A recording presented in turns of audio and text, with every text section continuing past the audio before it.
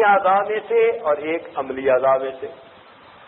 علمی اعضاء میں سے کس کو چنا گیا؟ چہرے کو۔ سر کو اس لیے چھوڑ دیا کہ پہلے ہی چوتھائی سر کا مسح ہے، پورا عضو نہیں، تھوڑے عضو کا مسح کرتے ہیں، تو جو پہلے ہی تھوڑا عمل ہے اس کو ویسے ہی معاف کر دیا۔ اور پاؤں کو اس لیے چھوڑ دیا کہ پاؤں ویسے ہی مٹی کے قریب رہتے ہیں، تو اگر اس کو پھر مٹی سے کروا دیتے تو پھر مٹی پہ مٹی چڑھ جاتی۔ تو اس لیے عملی اعضاء میں سے پاؤں کو چھڑوا دیا، علمی اعضاء میں سے سر کو چھڑوا دیا، تو تیمم کے اندر دو فرض رہ گئے، ایک چہرے کا مسح کرنا اور ایک ہاتھوں کا کوہنیوں تک مسح کرنا۔ یہ اس سے تیمم ہو جاتا ہے۔ اب ایک سوال پیدا ہوتا ہے، وضو میں سب سے پہلا فرض کون سا ہے؟ بتائیے۔ منہ دھونا، جزاک اللہ۔ وضو میں سب سے پہلا فرض کیا ہے؟ منہ دھونا۔ لیکن ہم کرتے کیا ہیں؟ پہلے ہاتھ دھوتے ہیں جو سنت ہے، پھر کلی کرتے ہیں جو سنت ہے، پھر ناک میں پانی ڈالتے ہیں جو سنت ہے۔ تو عقل کہتی ہے کہ فرض پہلے ہونے چاہیے تھے، سنتیں بعد میں ہونی چاہیے تھی۔ اشکال پیدا ہوتا ہے نا ذہن میں۔ عقل کیا کہتی ہے؟ سوچ کیا آتی ہے؟ سوچ آتی ہے کہ فرض کی اہمیت زیادہ ہے، ہونا یہ چاہیے تھا کہ فرض پر عمل پہلے کروایا جاتا، سنتوں پر عمل بعد میں کروایا جاتا، جبکہ وضو میں آتے ہی سنتوں پر عمل کروا کے فرض کی باری بعد میں آئی۔ ایسا کیوں ہوا؟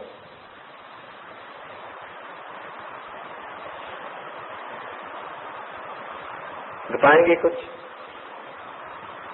آپ چپ رہے ہیں۔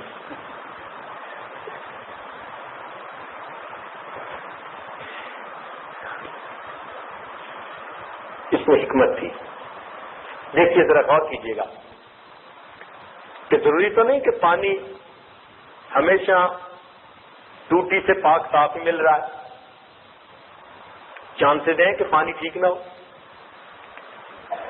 آپ کسی تالاب پہ وضو کرنے کے لیے گئے، تالاب کا پانی ٹھیک نہیں تھا، آپ نے جاتے ہی عمل کرنا شروع کر دیا، تو شریعت نے اس میں احتیاط رکھی کیا کہ جا کر پہلے ہاتھ دھو، جب ہاتھ میں پانی لیں گے تو اس کی رنگت کا پتہ چلے گا کہ نہیں چلے گا؟ اگر بے رنگ پانی ہوگا تو پتہ چلے گا ٹھیک رنگت ہے، اور اگر اس میں کچھ ملا ہوا ہوگا تو رنگ سے فوراً پتہ چل جائے گا کہ بھائی یہ تو پانی کی رنگت ٹھیک نہیں ہے۔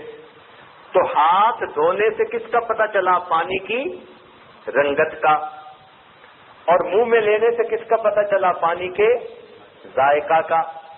اور ناک میں ڈالنے سے کس چیز کا پتہ چلا؟ پانی کی بو کا۔ اور تین ہی چیزوں سے پانی کے پاک ہونے کا اندازہ ہوتا ہے، اس کی رنگت سے، اس کے ذائقے سے، اور اس کی جب رنگ بھی ٹھیک ہو، ذائقہ بھی ٹھیک ہو، بو بھی ٹھیک ہو تو یہ پاک پانی ہے۔ شریعت نے حکم دیا اب تم منہ دھو کر فرض ادا کر لو۔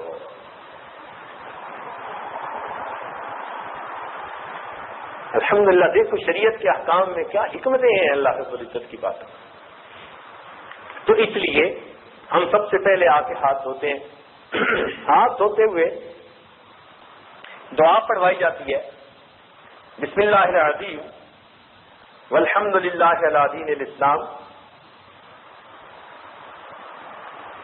اب یہ ایک ایسا موقع ہے وضو کے وقت ہاتھ دھونا کہ جس کی جو دعا ہے اس کے اندر دین اسلام کی نعمت پر اللہ کا شکر ادا کیا گیا ہے۔ کیونکہ عام طور پر ایسے مواقع کم آتے ہیں کہ جہاں اسلام پر شکر کرنے کی نعمت سامنے آئے۔ اب کھانے وقت کھانے کی دعائیں، پیتے وقت پینے کی دعائیں، سوتے وقت سونے کی دعائیں، تو اسلام کی نعمت پر شکر ادا کرنے کا وقت کون سا ہوگا؟ تو شریعت نے کہا کہ اچھا اب یہ اسلام کی نعمت ہے کہ تم نماز پڑھ کے اپنے پروردگار کی ملاقات کرنا چاہتے ہو، اس لیے وضو کرتے وقت جب ہاتھ دھو گے تو تمہیں اسلام کی نعمت پر اللہ کا شکر ادا کرنا ہے۔ اس لیے بالخصوص جب انسان وضو کرنے لگے تو یہ دعا پڑھے. اس دعا کے پڑھنے سے انسان گویا اسلام کی نعمت پر اللہ کا شکر ادا کر رہا ہوتا ہے. اور یہ ایمان اور اسلام کی نعمت پر اللہ کا شکر ادا کرنا اللہ تعالیٰ کو بہت پسندیدہ ہے. اللہ تعالیٰ اس بات کو پسند کرتے ہیں. اس لیے حدیث پاک میں فرمایا گیا کہ صبح و شام یہ دعا پڑھنی چاہیے, رضیت باللہ ربا وبمحمد نبیا وبالاسلام دینا.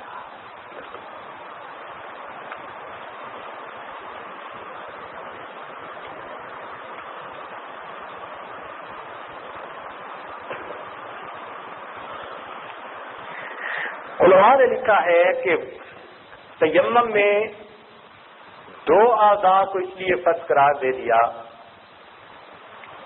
کہ کم از کم اتنا تو دھونا لازمی ہے, اس لیے کہ یہ وہ اعضاء تھے قیامت کے دن ان اعضاء پر خوف دوسروں کی نسبت زیادہ ہوگا.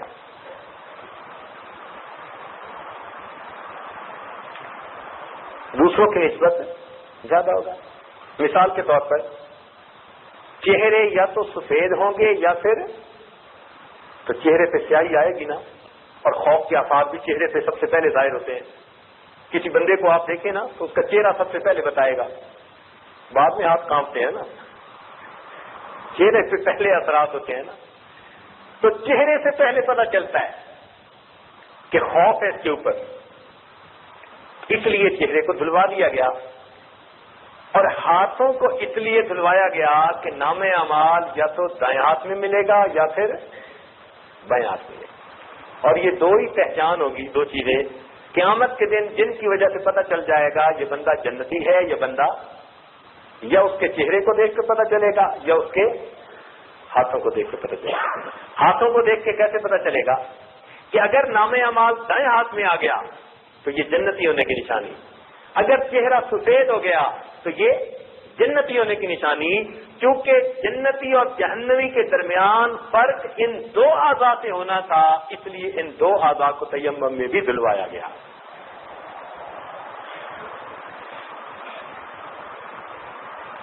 اب کوئی آدمی یہاں سوال کر سکتا ہے کہ جی پل صراط سے گزرتے ہوئے پاؤں بھی کانپیں گے,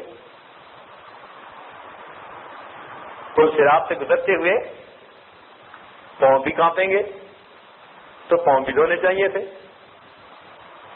تو علماء نے اس کا جواب لکھا کہ پل صراط سے گزرنے سے پہلے نام اعمال انسان کو دائیں ہاتھ میں مل چکے ہوں گے, لہذا ایمان والوں کے نام اعمال چونکہ دائیں ہاتھ میں ہوں گے, مومنوں کے پاؤں پل صراط پر ہرگز نہیں کانپیں گے, وہ کافروں کے پاؤں کانپیں گے. پہلے ان کو پتہ چل چکا ہوگا کہ ہماری فسدویت ہے, ہم پاس ہیں, اس لیے ان کے پاؤں نہیں کانپیں گے. پاؤں کانپیں گے ان کے جن کے بائیں ہاتھ میں نام اعمال ہوگا.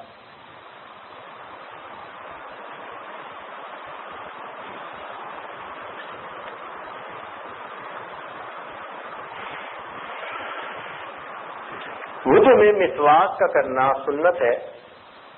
نبی علیہ الصلوۃ والسلام نے ارشاد فرمایا کہ تم اپنے منہ کو صاف رکھا کرو اس لیے کہ تم اس سے اللہ کا قرآن پڑھتے ہو. اور ایک روایت میں آتا ہے کہ فرشتہ